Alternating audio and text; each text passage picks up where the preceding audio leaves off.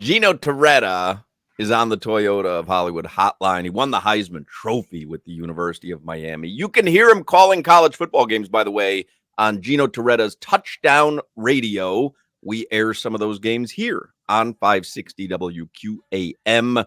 You can also hear Touchdown Radio games on the Odyssey app. And Gino and I are of the same age. We both love Caddyshack.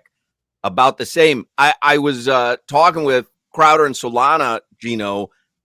This is one of my more controversial takes, but on this day, Caddyshack was released. We have you on every year the day Caddyshack was released, and I know you know and agree that it was a great movie. But on this day, also, the movie Step Brothers was released, and I think it's just unfunny.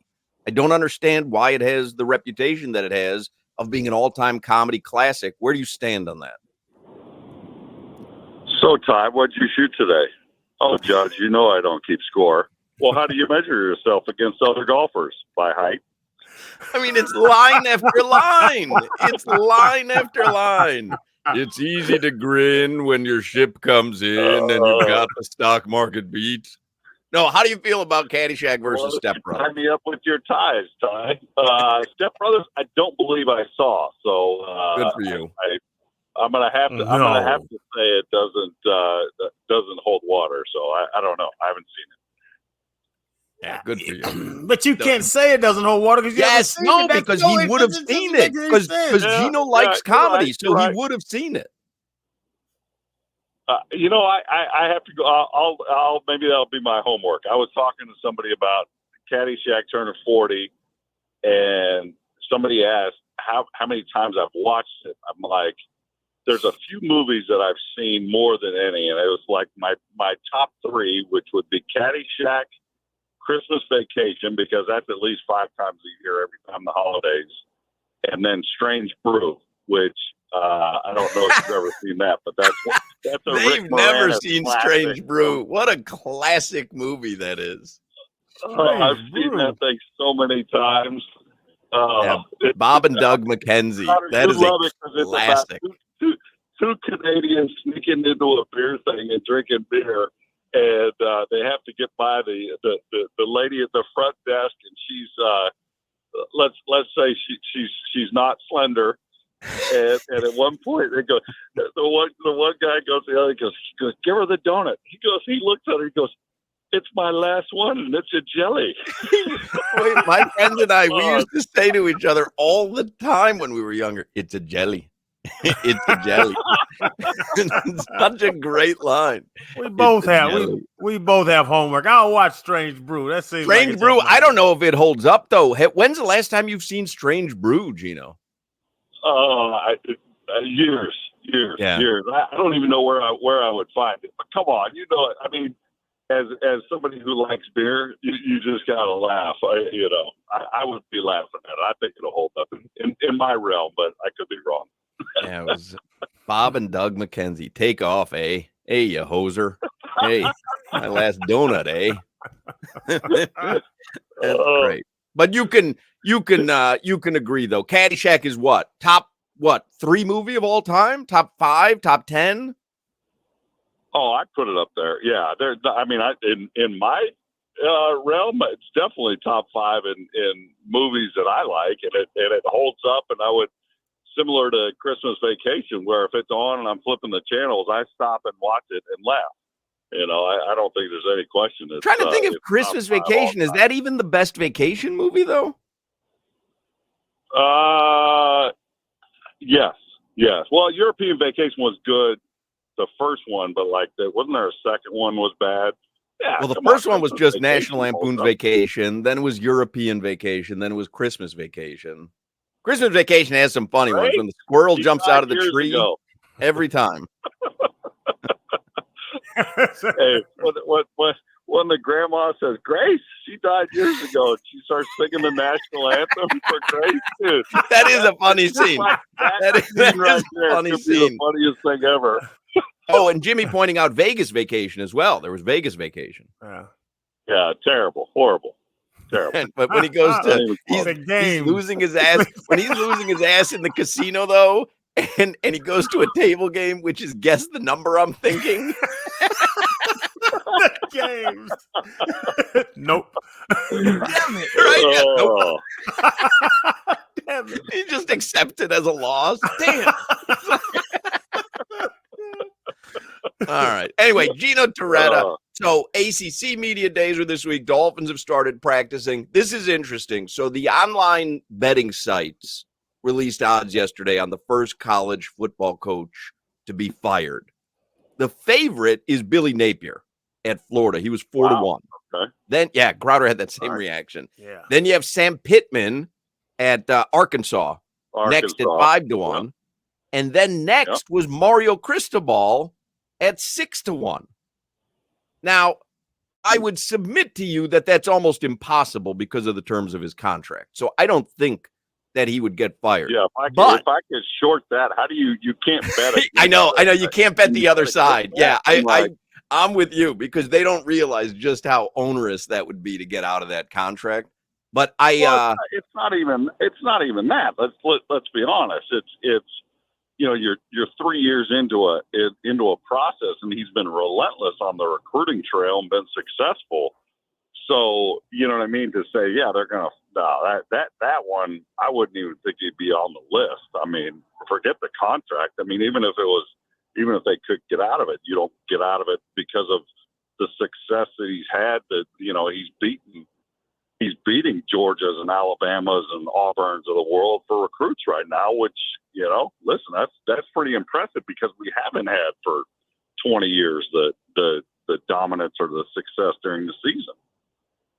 And Gino, with that thought too, and I'm with you, like he can recruit his tail off, but Ron Zook could also recruit his tail off, but we weren't winning but 8 games a year, and they gave Ron 3. Like, what is this the year that he has to show? And let's be honest, Cam Ward, we joked about it yesterday, Gino. If I was Cristobal, me and Cam Ward would be inseparable. We'd have dinner together, we'd talk all day long, because if Cam balls, then I think now the ACC can be won. But it's all on the quarterback. What does he have to do on the field this year to get off a list like this? Because I agree with y'all. I don't think he's getting fired. Well, I think you'd won. I think there should be, you got to make it to the conference championship game. I think with the roster they put together, listen, Cam Ward can spin it. He can play. He's gotten better every year in college. He's been in this system before, very similar to what Shannon Dawson's running. So I think he's going to be very, very efficient. And, I think we're going to have a great season. As far as the SEC and Zook, Shane, you understand. It's like, come on now. You can't sit there. I mean, Nick Saban did it, but, Kirby's done it for a few years. Nick Saban did it for a bunch of years in a row, and nobody has ever done that before. I think, and the Gator fans were probably a touch delusional with Zook because, that was close enough to where Spurrier was playing for a national championship. It seemed like every single year you had, Werfel, a couple Heisman Trophy winners and that. And it's like, I think you got too many times the people making decisions on coaching and making changes don't get it. They don't see they don't see the grand landscape, and it's not going to be greener on the other side when you go get another guy. The bad thing for Napier this year at Florida, he's got probably the hardest schedule in the country. Yeah. And, Florida and starting with Miami. They want success. And, even Spurrier's questioning it. Oh, we got, Spurrier. Well, we got a bunch of analysts. We got like 60 some coaches on the staff up there. I don't know. I don't know where it's working. So that's where you feel bad for the guy because he's getting questioned by HBC. But you said, I believe in the Hurricanes. I think they're going to have a great season. Is that based solely on Cam Ward? No, it's based on 3 years of actually bringing in players where, like I told you for years, when we get a recruit and they're like, okay, this guy, and listen, everybody does it. Hey, we're really excited.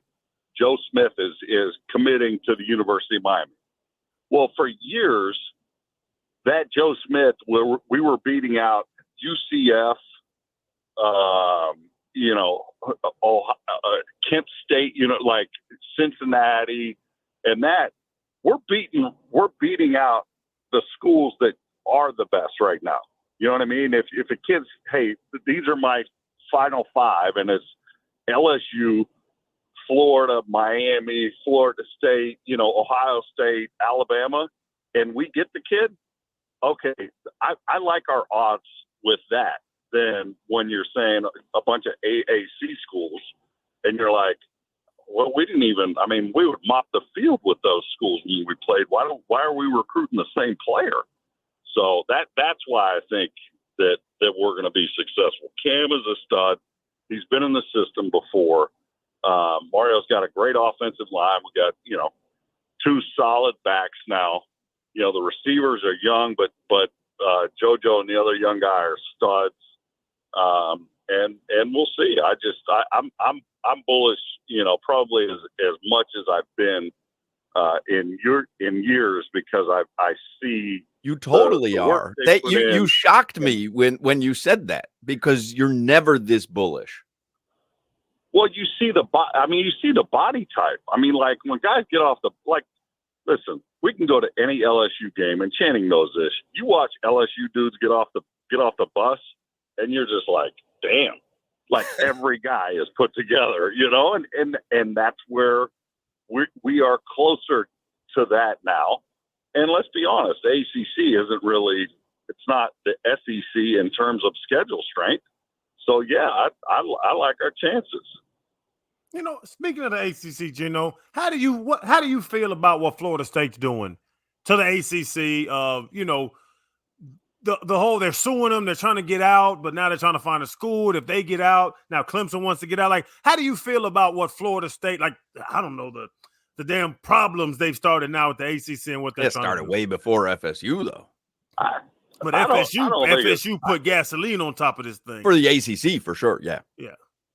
This is the thing I look at it is college sports has come down so much more about money between the universities, and the ACC schools that are in their current contract are getting about $30 million less than an SEC school.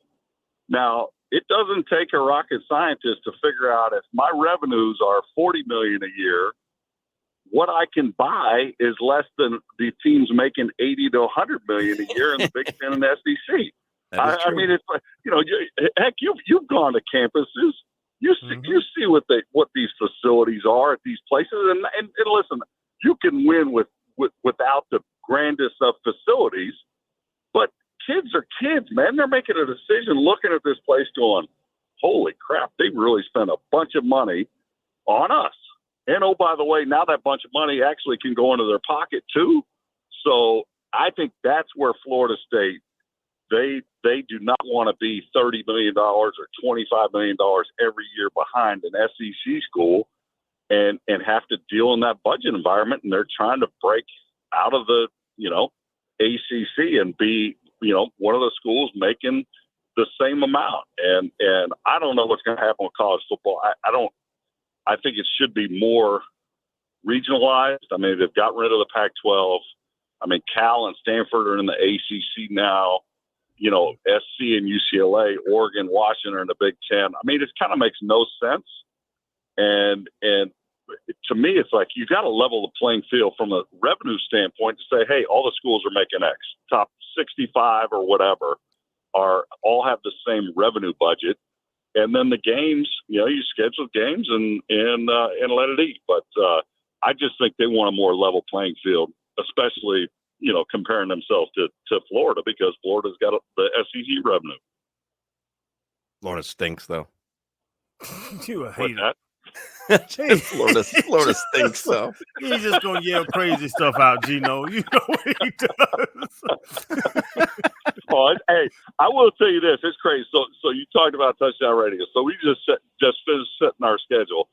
I like games that I never even thought, like, we have Penn State at USC. Great Rose Bowl matchup.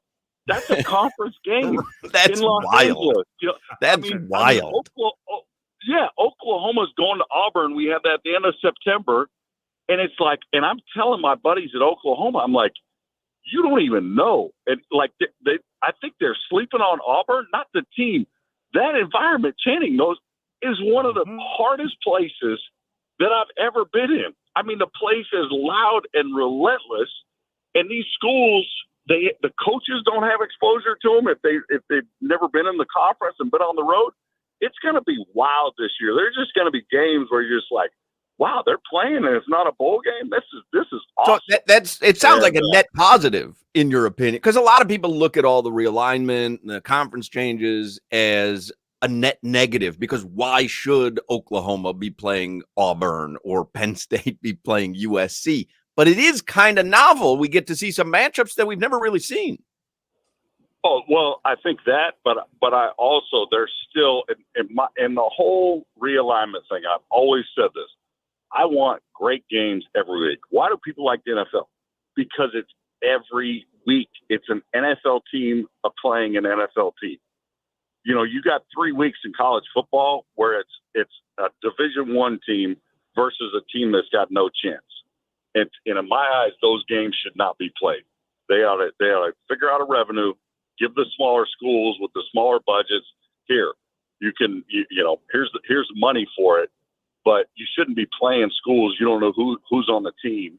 It should be Big Ten against SEC, ACC, Big 12, you know, all those schools playing against each other every single week. And then at the end of the year, we got 12 and you know, we got a playoff now. Yeah, Gino, it's something that I think Solana and myself were arguing about a couple weeks ago. Bro, it is still the SEC. Like the 12-team playoff, you can put however many you want, Gino. A 12-team playoff, there might be 9 teams from the SEC in there and 3 from the other, you know, from the other 3 combined. Like the SEC still is about to run this thing. It is what it is. Well, I don't know. They're going to have 9. I mean, come on, Jamie. You guys sounds like a typical Florida guy that has trouble with math. Yeah, you've been smoking some SEC stuff. Come on now. There's not going to be 9 teams from the SEC at the top. I mean, the Big Ten won the national championship last year. You know, Ohio State was probably the most talented team in the country. Penn State has been right there. You know, and then I think that Oklahoma, Texas is loaded. I don't know if Oklahoma they're not there, but I think Texas is going to be a wrench in the SEC. Miami, don't sleep on Miami. Yeah, 9 stretching it. Plus, don't they have to? Aren't there guaranteed spots for the conferences and all that stuff? So I like your SEC network rose-colored glasses, though. 9 teams are going to be in the playoffs from the SEC. Come on now. Maybe 8. I think what Gino was trying to say when he said you got to stop scheduling cupcakes, I think he was referring to Miami and Florida in week 1, Crowder. Just so don't do that. You're a Cane. Don't say that about just so you can read between the lines. You brought out that poll. I mean, you know, there's question marks if Miami comes out dominant. I mean, I remember broadcasting LSU Auburn, and it was whoever lost was getting fired. It was either Gus Malzahn or Les Miles. So I mean, this could be a feather in the Cane's cap. I don't think that's a week 1 thing, but there is. We could certainly start with sending Billy Napier on a downward spiral. It could happen. No, I think if somebody's waxed in that game at home, Channing and his boys, they ain't going to any more games the rest of the season. You know that. The Fairweather fans up there in Gainesville. I'm going, and I agree with you. I don't think a win or a loss will get him fired. But he didn't hire a new coordinator offensively, and it's hard as hell to be a head coach and call plays. If our offense looks terrible, if they start Mertz and we go out there and score 9 points or 12 points, I think that's when it'll be a problem because, you know, Spurrier set it up. You got to throw 40 up to make anybody in Gainesville happy. If our offense looks like it did against Utah game 1 last year, I think that's when Napier might be in trouble if his offense is terrible.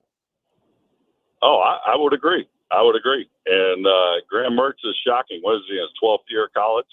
Coming up for this year. I mean, heck, I think he got a graduate degree at Wisconsin before he transferred to Florida.